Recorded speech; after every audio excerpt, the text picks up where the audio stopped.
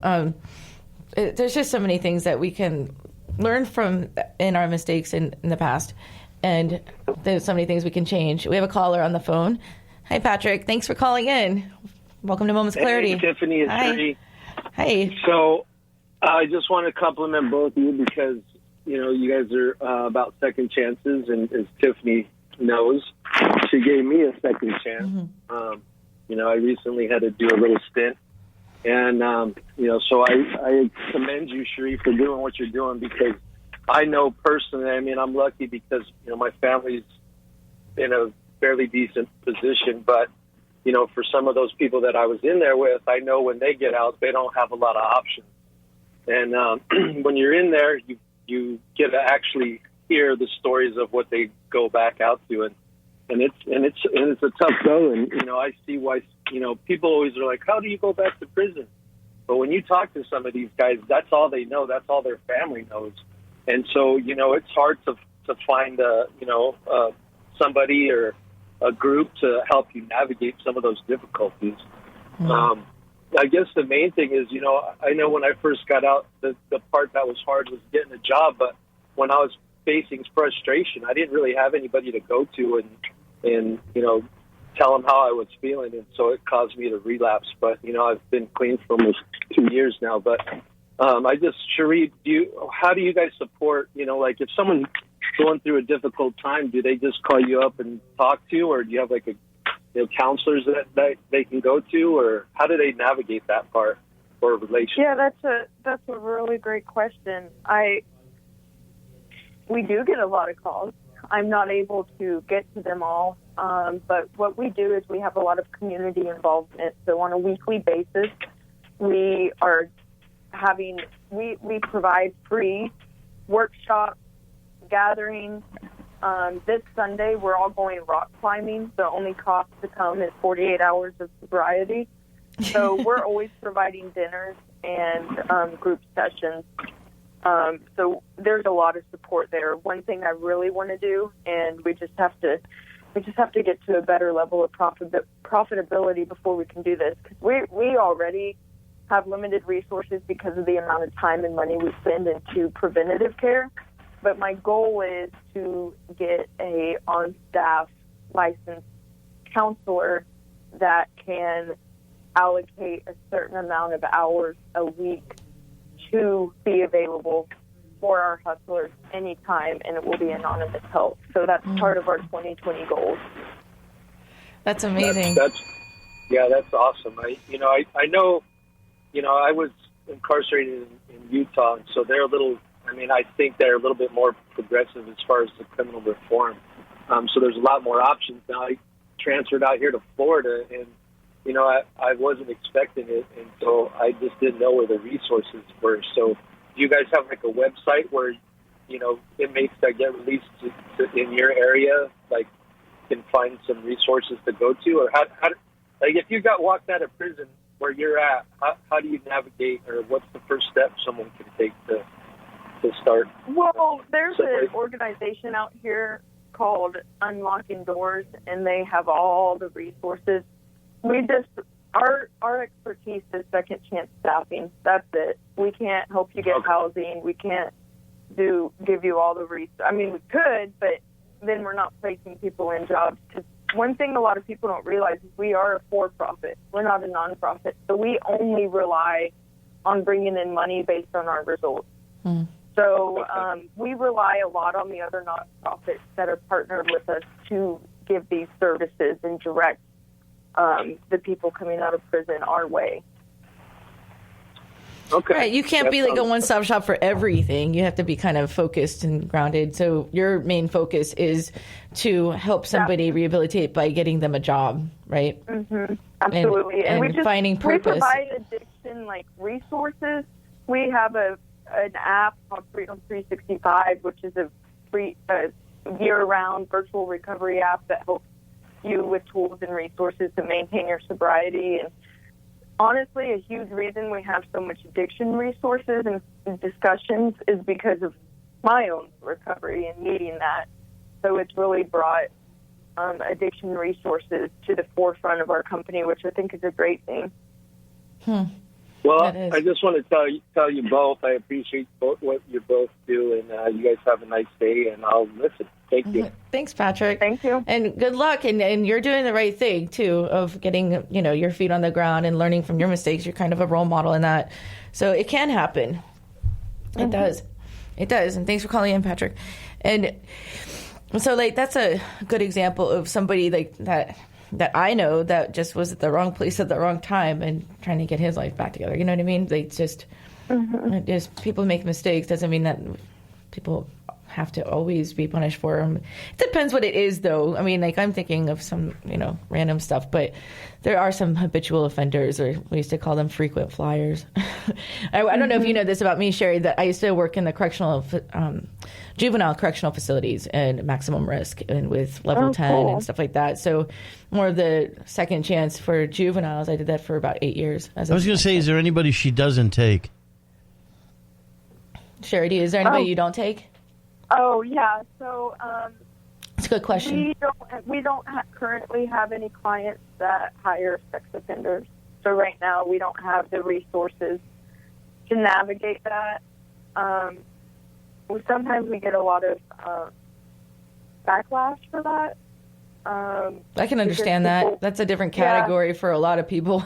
Well, people will say, why do you accept a murderer, but you won't accept a sex offender? And, honestly, my response to that for right now and where we're at now, it may change in the near future. But at this moment, because of all of our community events that are family-friendly, my hustlers have already been through enough trauma. I don't want to be a platform where more trauma could happen. And I honestly, I take a lot of cautionary pride in what we do, and I'm just not familiar, with that area. And I don't know, I can't say that I'm 100% great at vetting and interviewing in that department. I don't blame you, right though. now we just don't have the resources, but I am a believer, and we are a faith-based company, and I will absolutely say that I do believe that all sins are forgiven equally. So I'm not judging one charge against the other. I'm just saying our company just simply lacks the resources right now to perform the way we do on the other stuff that we've been working on. You got to protect the people that are already there. And if you don't have the resources or the knowledge to help the person that could be a threat or could be a trigger for them, then, you got to be able to have some boundaries. Sherry, it's time for our second break. And we will be back with Moments of Clarity in just a moment. Please stay tuned. We will return to Moments of Clarity with Tiffany Warner after these messages. This is the Tan Talk Radio Network. Financial independence is not a dream. It is a decision. Overcoming your financial challenges is like building a house. You must build from the ground up. You must learn how to make more money, save more money, grow your money, and protect your money. Forever Forward Financial specializes in teaching you these 4 basic money skills. Call us today at 727-422-7761 to schedule your complimentary, no-obligation meeting to discuss your needs and concerns. Are you looking for a great book? If you like to root for the underdog, Joe Potosi's book is a book for you. A real American Odyssey that will grab your attention with its fast-moving narrative. You won't be able to put this masterpiece down. When the Dust Settled by Joe Potosi. Go to Amazon, Barnes & Noble, or Zulin Press. Hi, this is Tiffany Warner, your host of Moments of Clarity. Living with a mental health disorder is not easy. If you or someone you know are struggling with this, please know it's so important to seek treatment, and I'm here to help. Please visit the website at momentsofclaritywithtiffany.com to view blog posts and resources on this site to help educate and inspire you to take action, because there's no shame in seeking help for mental health. While you're there, please take a few seconds to sign up for my email list. You'll get some extremely valuable educational and entertaining content that can be sent right to your inbox each week. Plus, you'll also get instant and free access to my guide on managing your anxiety. You can also follow me on Twitter at MOC with Tiffany and at Facebook at Tiffany Warner. And once again, the website is momentsofclaritywithtiffany.com. Thank you so much for your support and for listening to your show, because change can only come when we stand together as one. Hi, this is Tiffany Warner, your host of Moments of Clarity. I'd like to give a shout out to musician-songwriter Don Lawson, who wrote, produced, and performed all the vocals and instruments on my Moments of Clarity theme song. Don gained his inspiration as a mental health counselor himself. He's always looking for artists to record his songs, and you can hear more of Don's music at reverbnation.com/Don Lawson. You can also check him out on Twitter at Don Lawson Music. Thank you so much, Don, for your contribution to Moments of Clarity and ending the stigma on mental health. It's awesome. This is the Tan Talk Radio Network. Now back to Moments of Clarity with Tiffany Werner, licensed mental health counselor. To engage in the conversation, call 866-826-1340. Here's Tiffany. Hi, and welcome back. And if you're just tuning in, this is Moments of Clarity. My name's Tiffany Warner. I'm a licensed mental health counselor, and I'm your host. And today we're talking about getting second chances and a company called the Cornbread Hustle. And they're giving, second chances in finding jobs for people that were incarcerated or reformed. And I want to welcome back the founder of Cornbread Hustle, Sherry Garcia. Hi there. Hi. And I want to welcome callers to call in 866-826-1340. 866-826-1340. So, Sherry, we're running like the last 10 minutes, but I think what you're doing is phenomenal. And you know what? You can't help everyone. There's some crimes, though, that it's not safe to put certain people in certain environments anyway, Mm-hmm. It just isn't. And, I don't know. It's like we have to focus on who we can save, not just try to save, if you're aiming just aim wherever, we're likely to make mistakes that way. So I would agree to have everything in place before taking on a population that might be a little bit more high maintenance. Yep. To put it nicely, I guess. But, yeah. But I mean, it's just, not every therapist takes all types of clients too. We have our specialties and stuff like that we have to abide by as well. Well, you can't be all things to all people. Right. And for me, for us, it's not even a high maintenance thing. Both of my recruiters, one of them shot 2 people, and he spent 10 years in prison. And he's also was a drug dealer. Whenever I encountered him, he was making $10,000 a week selling meth, of all things. So he has a background in drug dealing. He also, before he began working with us, almost died in a drunk driving accident. So addiction, drug dealing, assault, violence, we're understood there. And then our other recruiter is a former meth addict and spent time in prison for her addiction, like straight up addiction. She wasn't she had theft. She had theft because of a result of her addiction. So between all of us, you can kind of see where our expertise lies when it comes to charges and understanding if someone has transformed from the inside out, and if we're willing to go out on a limb and give them a second chance. I don't currently have anybody on my team to deal with certain charges, so we just want to make sure that we have the right help for the right people, for the right companies, or else we're going to lose our reputation if we're not doing things that, only that we're experts in. Mm-hmm.